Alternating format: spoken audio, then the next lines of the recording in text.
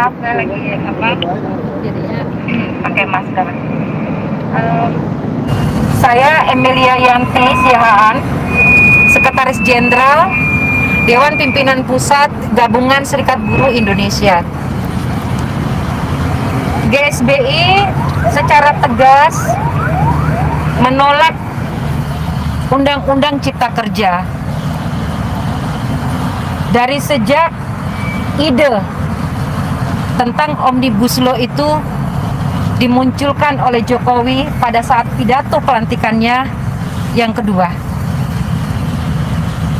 Kemudian berlanjut dari proses penyusunan draft Omnibus Law yang tidak transparan, yang mengabaikan partisipasi publik, mengabaikan keterlibatan kelompok-kelompok masyarakat yang berkepentingan secara langsung ataupun tidak langsung terhadap hal-hal yang diatur di dalam Undang-Undang Cipta Kerja atau draft Undang-Undang Cipta Kerja. GSBI menolak Undang-Undang Cipta Kerja untuk keseluruhan klaster, keseluruhan isu sektoral yang diatur di dalam Undang-Undang Cipta Kerja. Bukan hanya klaster ketenagakerjaan, meskipun GSBI adalah serikat buruh. Mengapa? Karena GSBI meyakini bahwa gerakan buruh tidak boleh hanya berjuang untuk isu dan kepentingannya diri sendiri, tapi juga isu dan juga kepentingan rakyat Indonesia lainnya. Karena buruh adalah bagian dari rakyat Indonesia, maka soal-soal klaster yang diatur di dalam Undang-Undang Cipta Kerja sangat berkorelasi, sangat memiliki kepentingan langsung dan tidak langsung dengan kelanjutan hidup buruh. Ketika Undang-Undang Cipta Kerja melegalisasi, mempermudah perampasan dan monopoli tanah, maka yang terjadi adalah pemiskinan terhadap kaum tani di desa-desa. Pemuda-pemudi di desa, mereka tidak lagi memiliki lahan yang menjadi topangan sumber penghidupan mereka.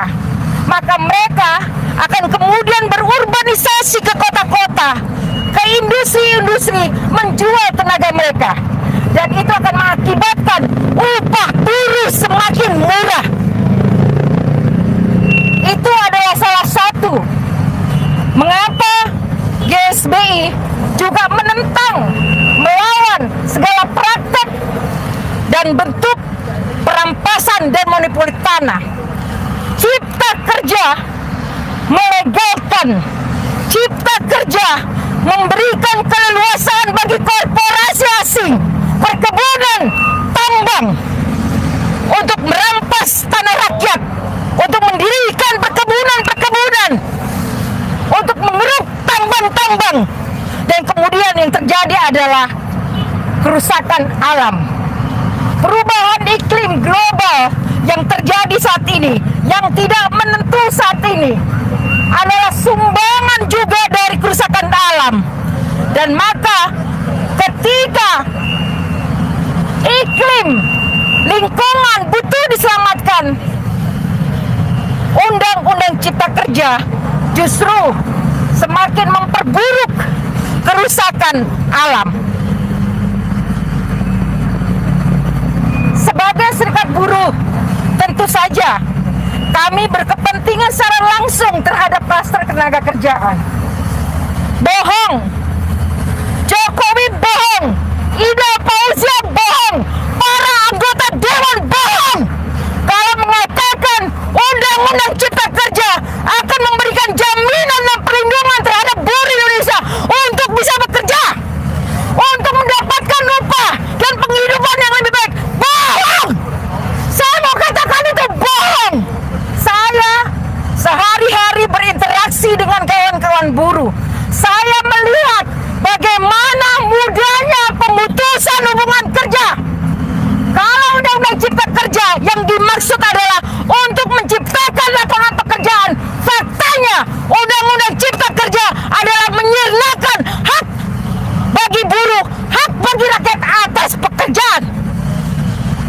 dipermudah lewat klaster ketenagakerjaan. Baca baik-baik. Kawan-kawan media juga merasakan sistem kerja kontrak dan outsourcing. Apakah ada jaminan? Kawan-kawan media juga pasti merasakan bagaimana sistem kerja di setiap perusahaan-perusahaan media, kawan-kawan, itu bukan ditentukan dari apa yang menjadi hak kawan-kawan media yang diatur oleh undang-undang, tapi berdasarkan dari berapa banyak berita yang kawan-kawan buat yang pantas untuk dipublikasikan. GSBI menolak Undang-Undang Cipta Kerja karena undang-undang ini akan menjadi bom bagi kelangsungan hidup buruh. Akan semakin banyak kaum buruh yang akan dikorbankan. Akan semakin banyak angkatan kerja yang akan sulit dan berlomba berderetan panjang untuk melamar satu pekerjaan saja. Itu adalah ancaman dari Undang-Undang Cipta Kerja. Peristiwa 21 Maret kemarin menunjukkan bagaimana Jokowi DPR RI melakukan persekongkolan jahat, melakukan pengkhianatan terhadap konstitusi. Mereka menggunakan kekuasaannya untuk tidak tunduk terhadap konstitusi. Saya tidak akan mengatakan panjang lebar tentang soal aspek formilnya, karena sudah banyak kawan menyampaikan tentang itu. Tapi saya bilang bahwa GSBI bersama dengan kawan gerakan buruh, bersama dengan kawan-kawan gerakan tani, kawan-kawan di gerakan lingkungan, kawan-kawan gerakan mahasiswa, yang sama-sama berjuang untuk demokrasi, berjuang untuk kedaulatan rakyat. GSBI akan tetap bersama-sama menjaga itu. Maka atas nama kelas buruh, atas nama kaum tani, atas nama rakyat Indonesia, GSBI menolak, mengecam DPR RI yang mengesahkan Perpu Cipta Kerja nomor 2 tahun 2002 menjadi Undang-Undang Cipta Kerja. Berganti baju kembali lagi. Itulah kekuasaan yang dilakukan oleh Jokowi. Dan itu akan menjadi satu catatan sejarah bagi kaum buruh.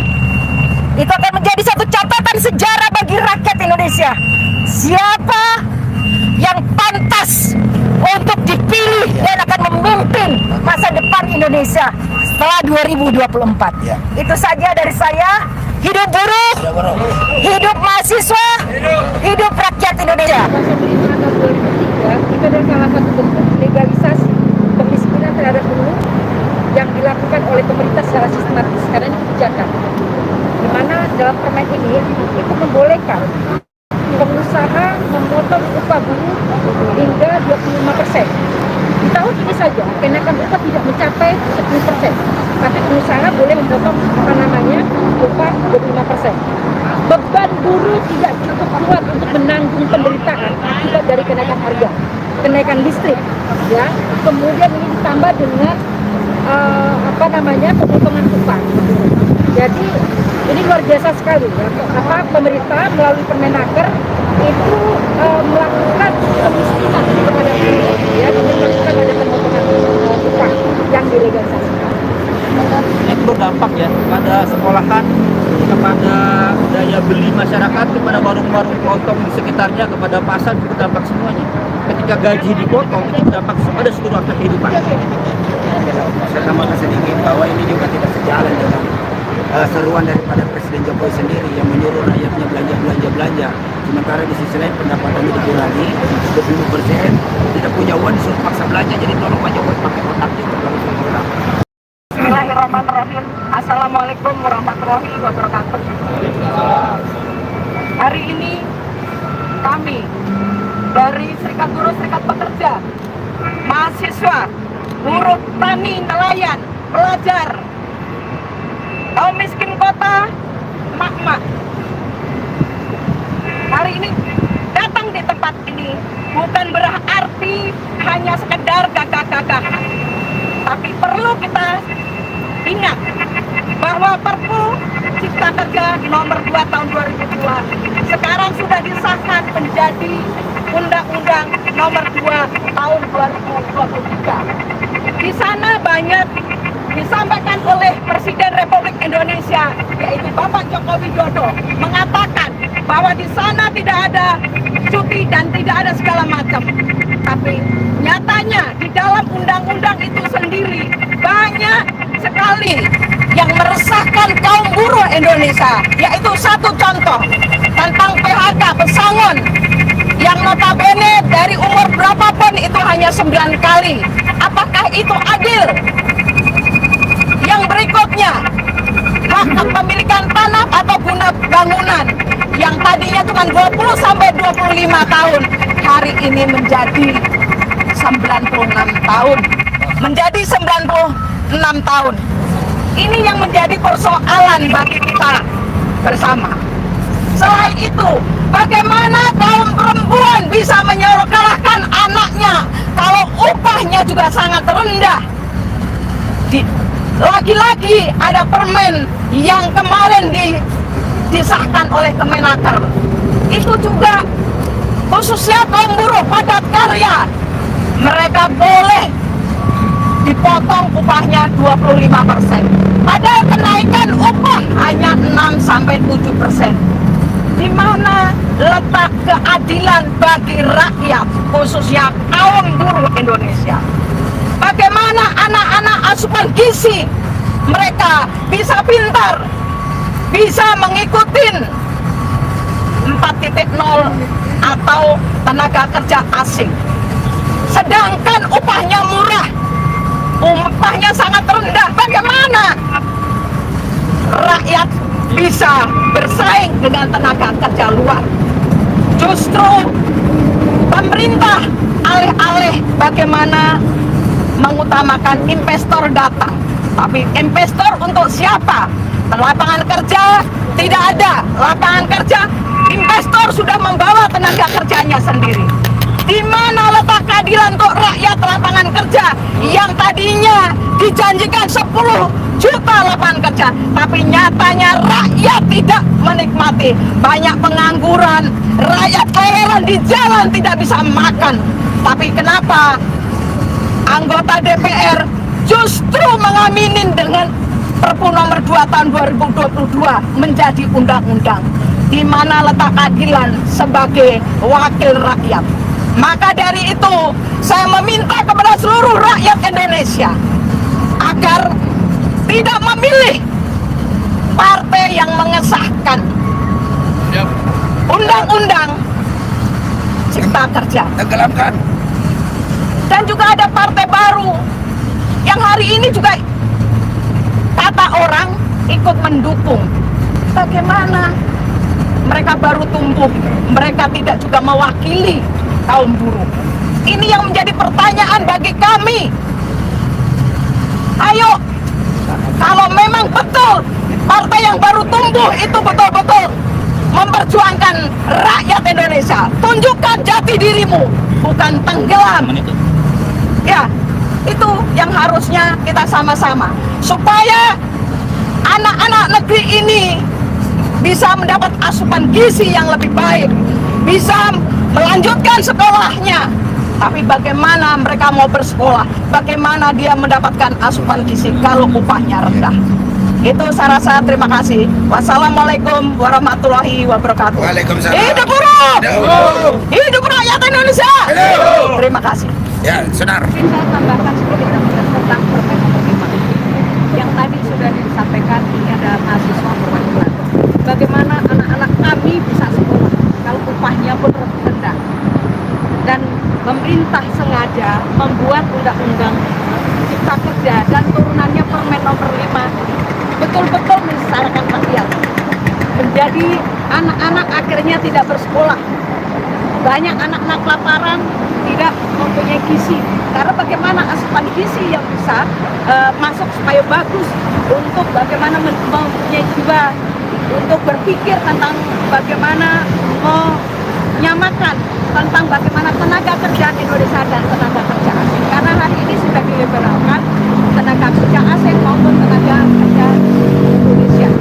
Hari ini pemerintah mengatakan harus kita siap bersaing terhadap tenaga kerja asing. Bagaimana kita siap bersaing sedangkan upahnya sangat rendah, apalagi pengusaha yang hari ini padat karya diberikan betul-betul karpet merah, bisa memotong upah 25%. Yang hari ini upahnya sudah sangat rendah, apalagi upah mereka belum semua mendapatkan UMP atau UMP. Ini pemerintah pengawasannya juga tidak ada. Di mana letak tanggung jawab pemerintah? Di mana pemerintah akan hadir di dalam persoalan kondisi hari ini, apalagi teman-teman di TKBM di pelabuhan ini sangat sulit sekali. Mereka upahnya sangat rendah sekali.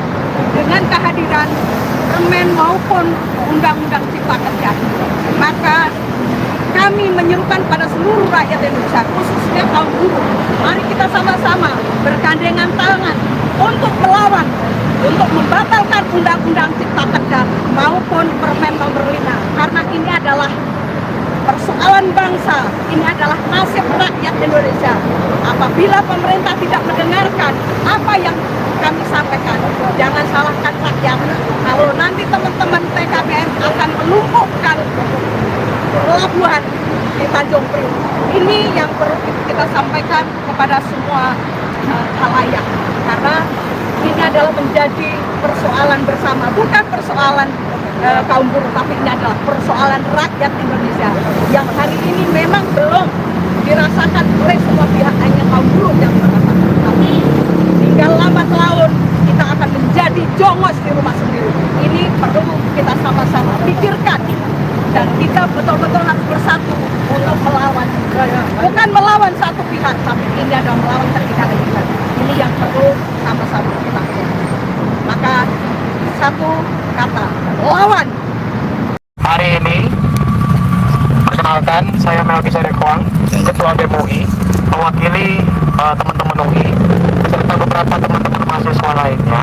Hari ini kita bergabung bersama seluruh elemen masyarakat, tidak hanya mahasiswa, tapi ada juga teman-teman kelas pekerja, teman-teman buruh, petani, nelayan, pelajar, dan lain sebagainya. Hari ini kami akan mengumumkan bahwa kami punya sikap yang tegas, komitmen yang terus konsisten untuk menolak Perpu Cipta Kerja disahkan menjadi undang-undang. Alasannya sudah sangat jelas, teman-teman semua. Hari ini kita dipertontonkan adanya upaya yang sengaja, adanya itikat buruk, adanya komitmen yang lemah, dan adanya pengetahuan yang rendah dari orang-orang di dalam istana. Mereka sengaja, mereka punya itikat buruk untuk melanggar konstitusi. Mereka kemudian mengesahkan, mereka kemudian menerbitkan Perpu Cipta Kerja. Alasannya sudah sangat jelas, teman-teman. Mungkin kalau ditanya, apa latar belakang hari ini kami menolak Perpu Cipta Kerja? Latar belakangnya sudah sangat panjang. Kami menolak Cipta Kerja sejak awal tahun 2020. Sejak draftnya masih sangat tertutup, sejak tidak ada pembahasan yang transparan, dan bahkan disahkan malam-malam ketika penolakan tengah kencang-kencangnya. Mulai sejak itu kami menolak Cipta Kerja, sejak dia masih terbentuk sebagai Omnibus Law Cipta Kerja. Tapi kita kemudian dihadiahi oleh putusan MK yang mengatakan bahwa dia inkonstitusional bersyarat. Tapi kita dihadiahi lagi di awal tahun ini sebuah kado tahun baru yang jelas amat sangat tidak menyenangkan bernama Perpu Cipta Kerja.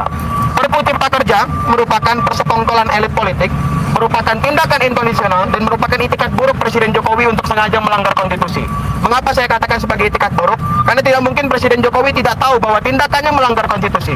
Tidak mungkin segenap profesor, ahli, dan pakar hukum yang ada di dalam istana dan kemudian masuk ke dalam pemerintahan Presiden Jokowi tidak tahu bahwa Perpu Cipta Kerja yang dirancang tersebut melanggar konstitusi.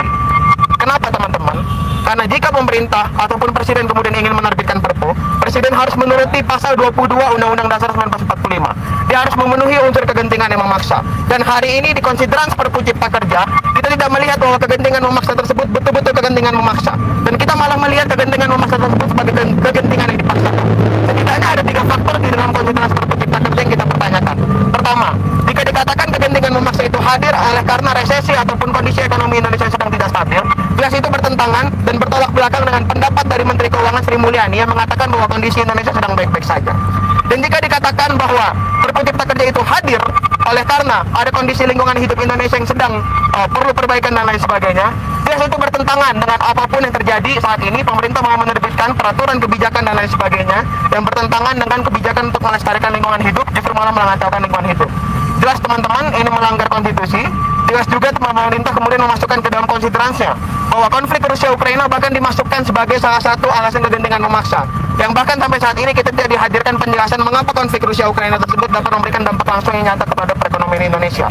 Teman-teman, sudah sangat jelas bahwa tidak ada kondisi kegentingan yang memaksa. Yang ada adalah kegentingan yang dipaksakan. Dan oleh karena itu Presiden sedang secara terang-terangan dan jelas, secara nyata punya itikat buruk sengaja untuk melanggar konstitusi dengan menerbitkan Perpu Cipta Kerja, yang anehnya malah diamini dan diiyakan oleh segenap anggota Dewan Perwakilan Rakyat kemarin. Bagi kami, anggota Dewan Perwakilan Rakyat sekarang bukan lagi anggota Dewan Perwakilan Rakyat. Mereka tidak pantas untuk menyandang nama Dewan Perwakilan Rakyat. Mungkin mereka lebih pantas disebut sebagai Dewan Penindas, perampok, ataupun pengkhianat rakyat. Karena produk hukum inkonstitusional bernama Perpu Cipta Kerja yang kemarin mereka sahkan, jelas-jelas merampas hak-hak masyarakat, jelas-jelas merugikan kelas pekerja, dan jelas-jelas mengganggu kesejahteraan rakyat banyak. Dan ada yang lebih penting lagi teman-teman, kita hari ini tidak bisa berharap banyak dan menumpukan harapan kita sepenuhnya pada anggota Dewan Perwakilan Rakyat.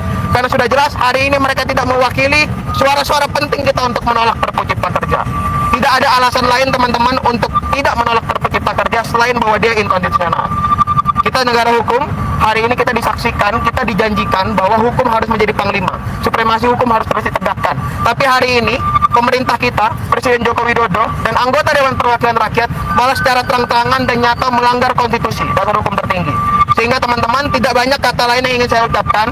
Saya cuma punya 3 kata sebagai seruan kepada seluruh masyarakat Indonesia terhadap Perpu Cipta Kerja, terhadap anggota Dewan Perwakilan Rakyat yang mengesahkan Perpu Cipta Kerja menjadi undang-undang, dan kepada Presiden Jokowi yang kemudian secara terang-terangan dan sengaja melanggar hukum tertinggi kita, yaitu konstitusi. Kita cuma punya 3 kata: lawan, lawan, lawan. Hidup rakyat Indonesia. Siswa di seluruh Indonesia siap untuk bergerak dengan lebih masif. Tapi kita akan melalui proses pembahasan yang lebih maksimal dan komprehensif. Tanggal 29 Maret nanti akan ada konsolidasi besar, konsolidasi nasional, dan kita mengundang seluruh elemen masyarakat untuk bersama mendiskusikan kapan kita akan bersama-sama mendobrak dan bersuara. Tidak terikat dengan aliansi manapun, bukan BEM seluruh Indonesia, bukan BEM Nusantara, bukan BEM apa. Semua yang mau gabung dan merasa tercederai dengan Perpu Cipta Kerja boleh. Assalamualaikum warahmatullahi wabarakatuh. Saya Arif Minardi, Sekjen KSPSI. Hari ini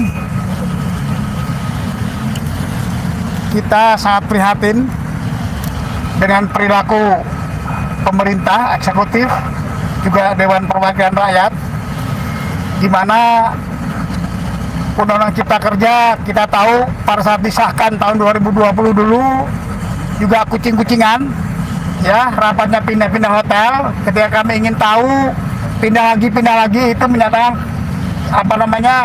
partisipasi masyarakat itu tidak mau diikutsertakan, dan itu oleh Mahkamah Konstitusi pada tahun 2021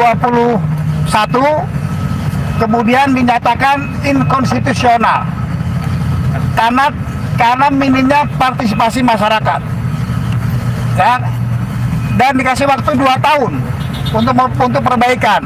Bukannya perbaikan, malah mengeluarkan Perpu. 2 tahun dikasih kesempatan untuk memperbaiki. Sebetulnya itu cukup kalau mau dialog. Faktanya tidak dilakukan. Kemudian mengeluarkan Perpu yang katanya kegentingan yang maksa, ya.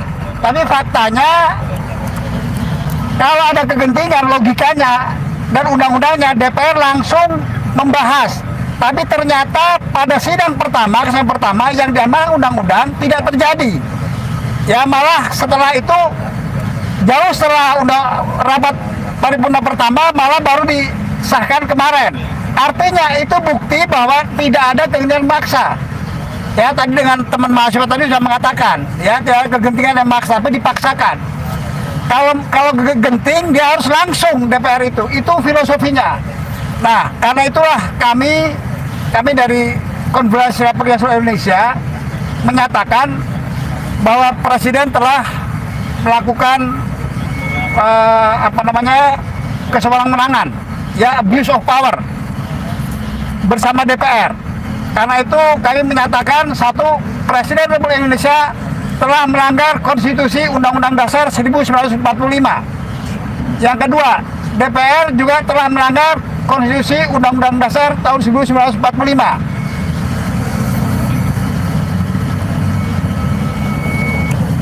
Ulah atau tindakan Presiden dan DPR telah menjadikan Indonesia menjadi darurat hukum. Ya, kemudian yang keempat, mengajak seluruh komponen bangsa, baik dari kalangan masyarakat sipil atau yang masih setia dan menjunjung tinggi Konstitusi Undang-Undang Dasar 1945 untuk membangun kekuatan bersama demi menyelamatkan negara dan bangsa yang telah menjadi anarkisme akibat ulah Presiden dan DPR yang seharusnya menjadi teladan. Mengajak kaum buruh pekerja Indonesia untuk membangun kekuatan bersama agar kesewenang-wenangan ini dihentikan. Itu dari pernyataan kami dari KSPSI. Terima kasih. Wassalamualaikum warahmatullahi wabarakatuh. Oke, hari ini kami buruh bersama mahasiswa dan elemen rakyat yang lainnya mengadakan konferensi pers yang intinya menolak Undang-Undang Cipta Kerja karena itu undang-undang tipu-tipu. Undang-undang yang aslinya diinkonstitusionalkan, ya malah dikeluarin Perpu. Gimana putusan MK ini? Jadi ini Presiden sudah melakukan abuse of power dan contempt of court, dan itu pelanggaran serius. Kata ada pelanggaran serius yang bisa berujung di impeach. Itu ya, karena melanggar Undang-Undang Dasar, dan itu sudah diamini oleh Profesor Jimmy Asidiki dan beberapa pakar hukum yang lainnya bahwa ini sudah darurat konstitusi. Kira-kira begitu. Maka rakyat, kami semua akan tetap melawan sampai ada hukum benar-benar tegak sesuai dengan sebagaimana mestinya. Kira-kira begitu. Oke, terima kasih Mas Ada buruh. Hidup. Ini ke BUMN. Ya, yang jelas bahwa apa yang tersaji kemarin dari pengesahan Perpu Cipta Kerja itu adalah semua, saya rasa itu sudah masuk ke dalam kategori praktek politik hitam atau politik kotor dari negara ini. Kenapa demikian? Karena tidak lagi mendengar yang namanya aspirasi, tidak lagi katakanlah membuka mata dan tidak lagi membuka telinga, sehingga apa yang terjadi di lapangan atau menjadi penerapan peraturan tidak menjadi catatan buat yang ada di negara ini. Saya rasa sudah layak mestinya bahwa negara ini bisa mengakomodir rakyatnya, karena memang hari ini di mana-mana pemerintahan yang baik dan pemerintahan yang asuransi. Terima kasih Kak Rais. Ya oke, para pemirsa Logika Rakyat dimanapun berada, demikianlah tayangan kami pada hari ini. Semoga preskon ini dapat diketahui oleh seluruh Indonesia dan tolong sampaikan kabar seluruh Indonesia untuk bersatu padu melawan rezim Sontolo ini. Tunggu tanggal mainnya. Kami akan turun dengan besar-besaran mahasiswa, buruh, rakyat di kota, seluruh elemen bangsa. Yes, Untuk menegakkan hukum. yes, Ini darurat konstitusi. yes. Karena negara sudah darurat konstitusi dan kemudian negara sudah anarkis, maka menurut Pak Ustadz tidak usah ditaati pemerintah yang mengarahkan kepada kemaksiatan, kepada pelanggaran. Jangan ikuti lagi. Demikian. Salam Logika Rakyat. Assalamualaikum warahmatullahi wabarakatuh. Hidup buruh, hidup rakyat Indonesia melawan.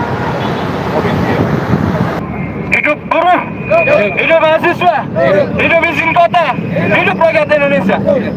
Ya, perkenalkan saya Sunarno sebagai Ketua Umum Konfederasi Kasbi sekaligus mewakili kawan-kawan Gerakan Buruh Bersama Rakyat. Kami merespon kebijakan pemerintah dan juga DPR RI yang telah mengesahkan Perpu Cipta Kerja menjadi undang-undang dan sekaligus merespon kebijakan dari pemerintah khususnya Kemnaker terkait dengan penerbitan Permenaker nomor 5 tahun 2023. Apa yang dibuat dari pemerintah dan juga DPR, ya, kebijakan-kebijakan nyatanya, isinya atau secara substansi justru mendegradasi hak-hak kaum buruh dan juga hak-hak rakyat yang lainnya. Perpu Cipta Kerja sebelumnya adalah Omnibus Law Undang-Undang Cipta Kerja. Sejak tahun 2020 dinyatakan ditolak oleh gerakan buruh, gerakan mahasiswa, dan elemen gerakan yang lainnya, termasuk para akademisi dan juga pakar-pakar hukum. Tetapi dipaksakan disahkan karena Mahkamah Konstitusi menyatakan Omnibus Law Cipta Kerja inkonstitusional bersyarat. Seharusnya DPR dan pemerintah memperbaiki dari proses pembentukannya, tetapi justru Presiden memaksakan untuk menerbitkan Perpu Cipta Kerja seperti tadi disampaikan oleh kawan-kawan sebelumnya dengan alasan kegentingan yang memaksa atau kemendesakan. Kami nyatakan bahwa tidak ada kemendesakan atau kegentingan yang memaksa. Yang ada adalah permainan kong kali kong yang dilakukan oleh pemerintah, elit politik DPR, dan juga adalah dengan para kaum pemilik modal. Kami menyebut ini adalah kebijakan yang dibuat oleh pemerintah rejim Joko Widodo atau rejim oligarki. Kami mengajak kepada kelas pekerja, kaum buruh, juga gerakan mahasiswa, juga pelajar, dan juga masyarakat yang lain untuk jangan diam. Karena di berbagai negara, khususnya adalah di Eropa, banyak dari pemerintah juga membuat kebijakan-kebijakan yang tidak berpihak kepada rakyatnya. Dan mayoritas dari gerakan rakyat di Eropa juga melakukan perlawanan, termasuk yang terakhir adalah di Inggris, di Perancis, dan juga di Yunani. Gerakan buruh di Indonesia harus mencontoh bagaimana melakukan perlawanan terhadap kebijakan yang tidak berpihak kepada buruh. Seharusnya dalam waktu yang akan datang, kaum buruh di pabrik-pabrik, mahasiswa, buruh di perkebunan, buruh di transportasi, semua bisa menyatakan sikap untuk melakukan perlawanan bersama, yaitu dengan cara pemogokan umum atau pembangkangan sipil. Dan hanya itulah perlawanan yang bisa kita lakukan. Karena kalau kita hanya melakukan audiensi-audiensi, ternyata sampai dengan saat ini pun tidak pernah ditanggapi. Mungkin itu yang dapat saya sampaikan. Semoga kaum buruh di seluruh Indonesia menyadari bahwa kebijakan yang dibuat atau yang dikeluarkan oleh pemerintah tidak berpihak kepada kaum buruh. Terima kasih. Wassalamualaikum warahmatullahi wabarakatuh. Assalamualaikum warahmatullahi wabarakatuh. Hidup DKM! Hidup buruh! Hidup rakyat Indonesia! Hidup mahasiswa! Terima kasih. Kami dari Aliansi Aksi Buruh Pelabuhan ada 7 serikat saat ini hadir di sini di depan gedung DPR RI. Lalu saya sampaikan ada 7 serikat pekerja, serikat buruh, yaitu pertama Federasi SP Transportasi Indonesia. Bagaimana FPI? Hadir! Federasi SP Maritim? Hadir! Federasi Seluruh Buruh Pelabuhan Indonesia? STKBM hadir? SPTKB Indonesia hadir? SP Transportasi Indonesia hadir? 7 serikat kami sudah bersatu bahwa membawa bersama membangun untuk apa? Untuk menolak undang-undang yang sudah disahkan oleh DPR RI ini. Perpu Ciptaker nomor 2 tahun 2022 yang sudah disahkan oleh DPR RI. Kenapa? Perlu kami sampaikan di sini. Apa korelasi kita dari tenaga kerja bongkar muat pelabuhan dengan undang-undang yang sudah disahkan? Tentu setelah disahkannya undang-undang tersebut, maka ke depan payung hukum yang selama ini menjadi landasan operasional TKBM di seluruh pelabuhan itu dipastikan dicabut dari akarnya. Apa itu payung hukumnya? Pertama itu adalah KM 35 tahun 2007. Itu akan dicabut. Yang isinya apa? Yang isinya memberikan hak dan kewenangan kepada koperasi dan Serikat Pekerja Serikat Buruh TKBM dalam rangka negosiasi tarif. Itu yang penting. Yang kedua, melalui Permenaker tentang perlindungan TKBM, bahasanya indah, perlindungan TKBM, tapi sebenarnya mencabut SKB 2 Dirjen 1 Deputi. Artinya apa? Ketika ini dicabut, maka kewenangan koperasi dalam mengelola tenaga kerja bongkar muat sudah tidak ada. Bahkan saat ini sudah dipersiapkan 5 koperasi. Itu berarti apa? Ada terjadi liberalisasi TKBM di pelabuhan. Disitulah tolong sampaikan Pak Polisi, Bintol, media, semua sampaikan kepada istana bahwa tenaga kerja bongkar muat pelabuhan, khusus yang ada di Tanjung Priok dan 112 pelabuhan, secara tegas dan nyata menolak pengesahan Perpu Ciptaker nomor 2 tahun 2022 kemarin. Dan kami siap untuk menunjukkan sikap kami tersebut. Apa sikap kita itu? Bersedia kita membuka operasional pelabuhan? Siap. Siap nggak kita membuka operasional pelabuhan? Siap. Siap nggak kita membuka operasional pelabuhan? Dengar itu. Kita buktikan bahwa kami akan pastikan pelabuhan, khususnya pelabuhan Tanjung Priok, lumpuh operasional dalam proses bongkar muat. Ketika pemerintah sudah tidak punya telinga, ketika pemerintah sudah tidak punya hati, maka kami pun bisa tidak punya hati dan tidak punya telinga kepada pemerintah. Saya pikir demikian dulu saya sampaikan kepada teman-teman, ya kan?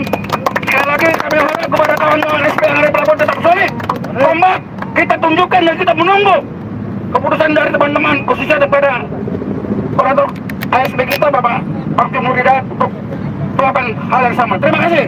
Ada buruh, ada PKBM, ada Bank Indonesia, ada mahasiswa. Terima kasih.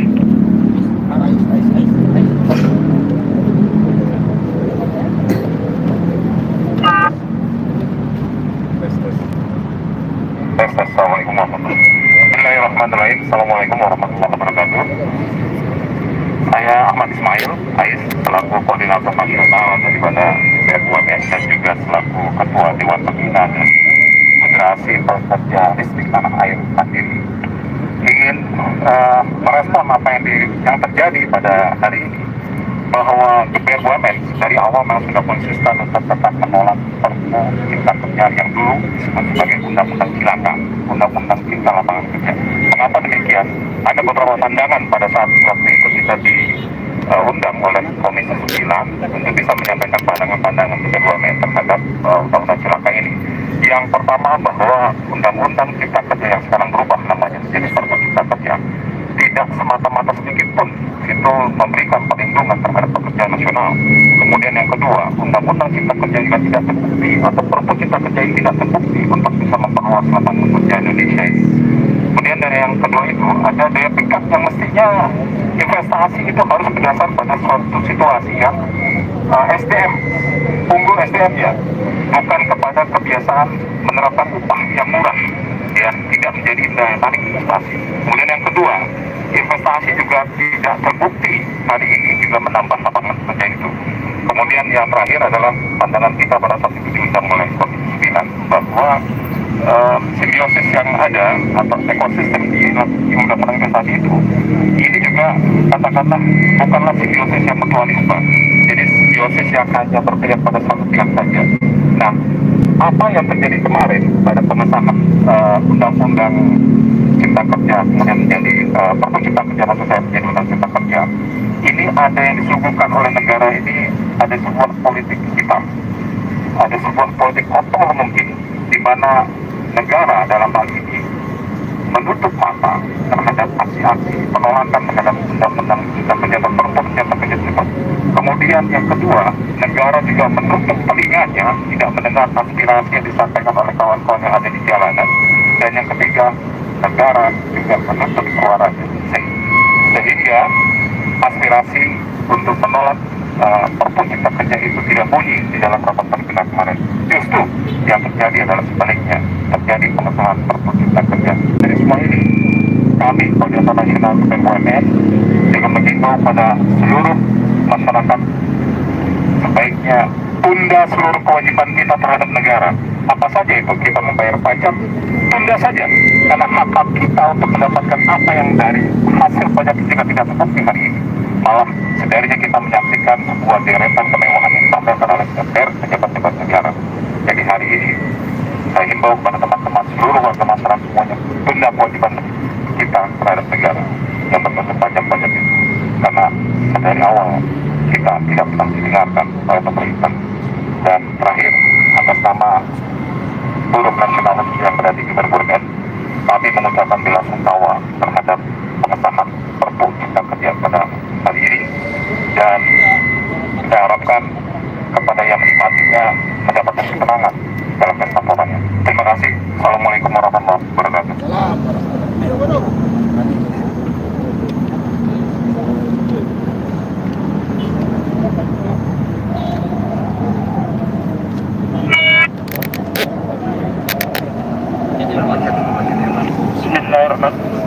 Bismillahirrahmanirrahim.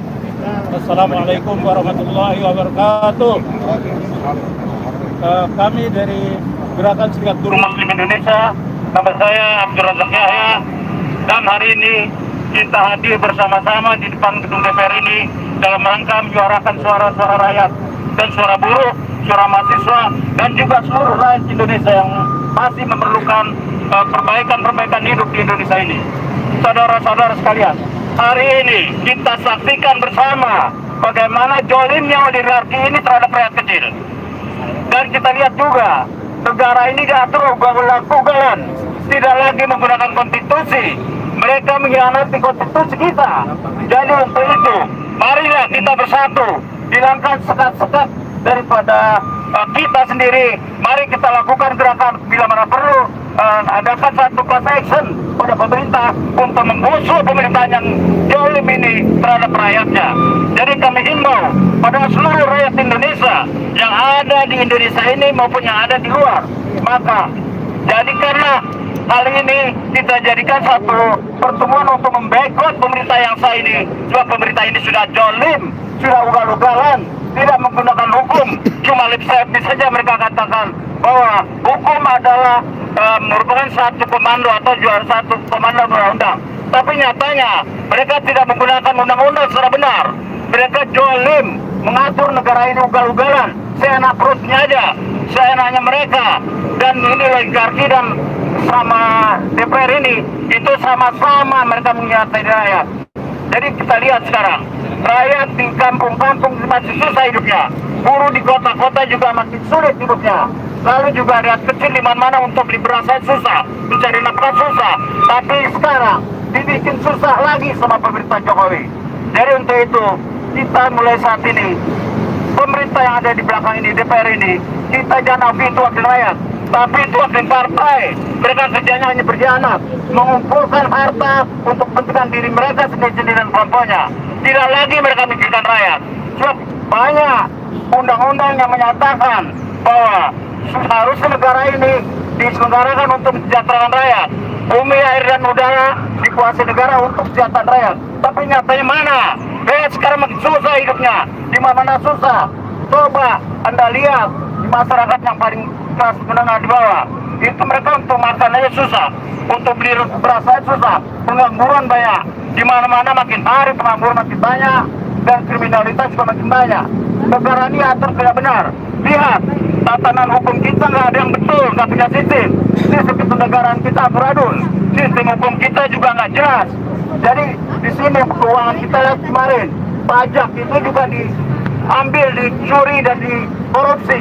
Jadi untuk apa kita sekarang ini memperjuangkan untuk negara? Negara ini nggak memperhatikan lagi rakyatnya. Jadi untuk itu, Bapak, marilah kita sama-sama bersama untuk bersatu seluruh rakyat Indonesia. Mari kita adakan bergabung bersama kami dari aliansi buruh ini bersama-sama untuk tidak lagi membayar pajak bila mana perlu. So, pajak buat apa kita bayar kalau ujungnya cuma untuk dikorupsi?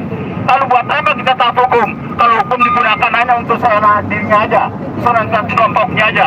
Kita lihat sekarang di mana-mana terbukti bahwa hukum ini nggak jelas di Indonesia. Orang-orang yang tidak disukai, negara demokratis namanya, tapi ditangkapi nggak jelas. Tapi orang-orang yang memang sudah jelas-jelas itu melanggar hukum tidak ditangkap dan juga tidak diadili dengan benar. Jadi untuk itu saya rasa di sini marilah kita sama-sama mulai hari ini kita yakinkan diri, yaitu pertama, yaitu kita harus katakan bahwa kita harus berani melawan atau mati. Jadi secara cukup untuk itu. Wassalamualaikum warahmatullahi wabarakatuh. Salam.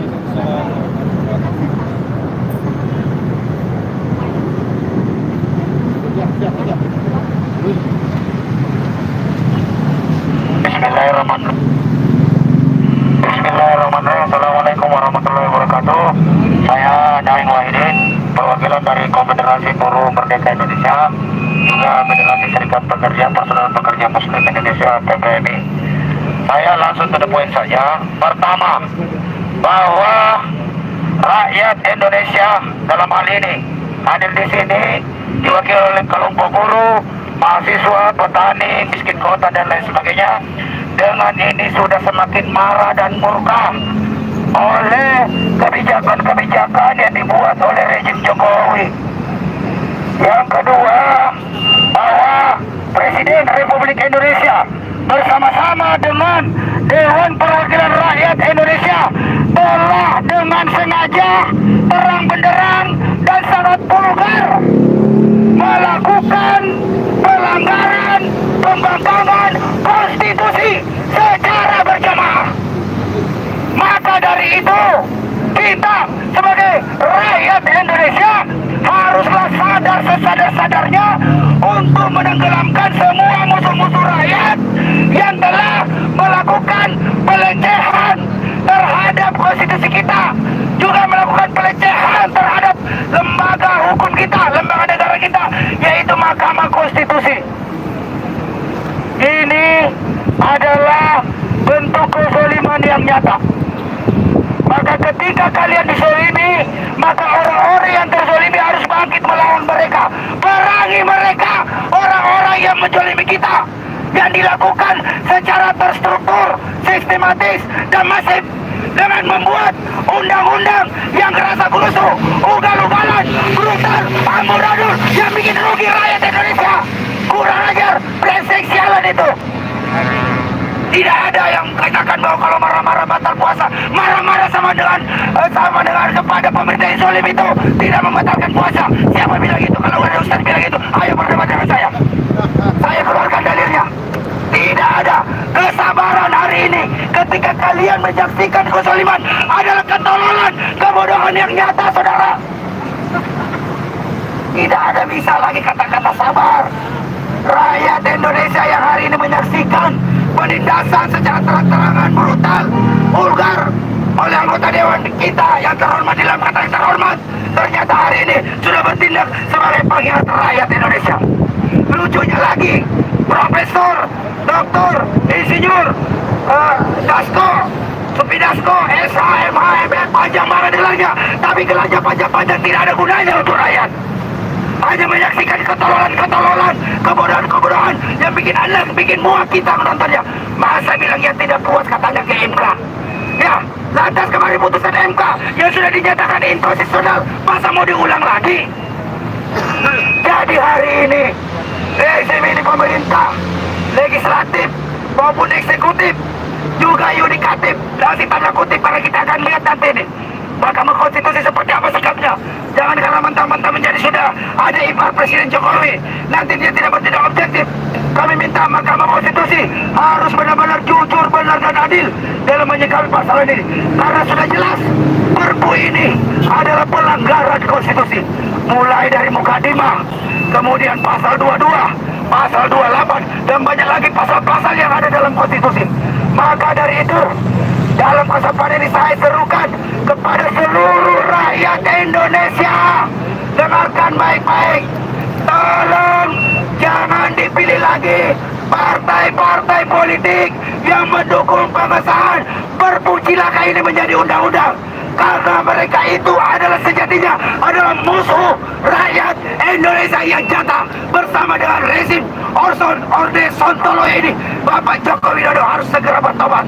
dengan catatan cabut segera undang-undang cilaka itu demi kepentingan rakyat Indonesia. Demikian. Assalamualaikum warahmatullahi wabarakatuh. Hidup buruh, hidup mahasiswa, hidup petani, hidup perempuan yang melawan, hidup rakyat Indonesia yang melawan.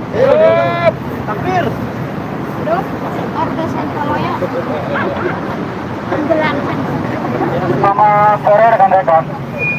Minggu ini saya mendengar dan dapat laporan satu perusahaan media ratusan orang sedang diancam untuk dialihkan dari pegawai tetap menjadi outsourcing di perusahaan yang tidak jelas. 2 hari ini saya mendengar dalam laporan ada penangkapan aktivis lingkungan Budi Pego di Banyuwangi, ada penangkapan masyarakat adat di Kutai, Kalimantan Timur, ada penangkapan masyarakat adat di Togolong, Kalimantan Utara. Semuanya serentak setelah pengesahan Undang-Undang Cipta Kerja. Undang-Undang Cipta Kerja menciptakan ketakutan yang luar biasa di masyarakat, di masyarakat adat, di masyarakat petani. Kenapa? Karena lahan mereka, tanah-tanah mereka, kebun-kebun mereka, tempat tinggal mereka, ruang hidup mereka sangat terancam dengan Undang-Undang Cipta Kerja. Kenapa? Karena negara, karena investor bisa datang kapan saja dan menggusur kapan saja, walaupun sedang dibuat pengadilan. Saya ingatkan, kita bisa digusur kapan saja walaupun dibuat di pengadilan. Oleh karena itu Undang-Undang Cipta Kerja dengan ini kemudian secara jelas menyerang 3 hal. Pertama, dia menyerang demokrasi. Kenapa demokrasi? Karena suara rakyat, kepentingan rakyat, kehendak rakyat, perlindungan rakyat, kemanusiaan keadaan tidak didengarkan. Yang penting bagi Undang-Undang Cipta Kerja adalah kepentingan investor, kepentingan penanam modal, kepentingan cukong, kepentingan yang punya uang. Yang kedua, Perpu Cipta Kerja menyerang hak asasi manusia. Mengapa? Karena hak asasi manusia adalah negara, hak hidup mereka, hak lingkungan hidup mereka, hak pekerjaan mereka, hak tempat tinggal mereka, hak untuk kemudian mereka sejahtera, kapanpun bisa hilang, kapanpun bisa direnggut, kapanpun bisa dirampas. Yang ketiga, Perpu Cipta Kerja merupakan serangan brutal kepada prinsip negara hukum. Kenapa? Karena hukum sudah bilang, kalau Anda mau bikin perpu harus emergensi, harus darurat. Pertanyaan di mana daruratnya? Undang-undang disusun, diperbaiki lebih dari setahun. DPR pun kemudian menyetujui lebih 3 bulan. Tidak ada sama sekali kedaulatan.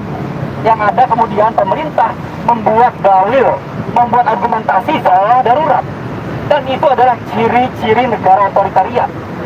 Itulah ciri negara tirani. Menggunakan bahasa emergensi, menggunakan bahasa darurat untuk membuat kekuasaan semena-mena. Yang kedua, MK sudah buat putusan, sudah buat perintah agar diperbaiki. Diperbaiki dengan cara apa? Diperbaiki dengan cara partisipasi yang sejati, partisipasi yang maksimal, mendengarkan, mengundang, mendengar aspirasi rakyat. Perpu Cipta Kerja sama sekali tidak menggunakan partisipasi. Dibuat dengan merasa tutup. Pun DPR sebagai lembaga yang katanya legislasi, di mana membahas dengan membuat undang-undang, namanya undang-undang rakyat. Pertanyaannya, perpu dibahas pada undang-undang rakyat? Tidak sama sekali. Nah, kemudian ini adalah serangan yang brutal kepada prinsip negara hukum. Oleh karena itu kemudian yang berbahaya apa? Yang berbahaya kalau warga negara, kalau rakyat mencontoh aparatnya, mencontoh DPR-nya, mencontoh presidennya untuk tidak taat hukum. Yang kasihan Pak Polisi nanti. Kalau masyarakat bilang DPR aja nggak taat hukum, presiden nggak taat konstitusi, kami boleh dong. Kami boleh dong menyerukan pembangkangan sosial, kami boleh dong menyerukan pembangkangan sipil. Itu yang berbahaya. Oleh karena itu negara harus kembali ke tempatnya. Negara harus kembali ke kewajibannya. Presiden harus kembali kepada sumpahnya untuk taat konstitusi. DPR harus kembali kepada sumpahnya untuk taat hukum. Oleh karena itu harus menyerukan kepada pemerintah mencabut Perpu Cipta Kerja. Demikian teman-teman, selamat siang atas dari kami, perhatiannya cukup ya semuanya. Kalau ada perhatian, kalau pertanyaan, silakan doorstop kepada kami. Terima kasih atas perhatiannya. Wassalamualaikum warahmatullahi wabarakatuh. Hidup buruh, hidup mahasiswa, hidup rakyat, hidup petani, hidup perempuan yang melawan.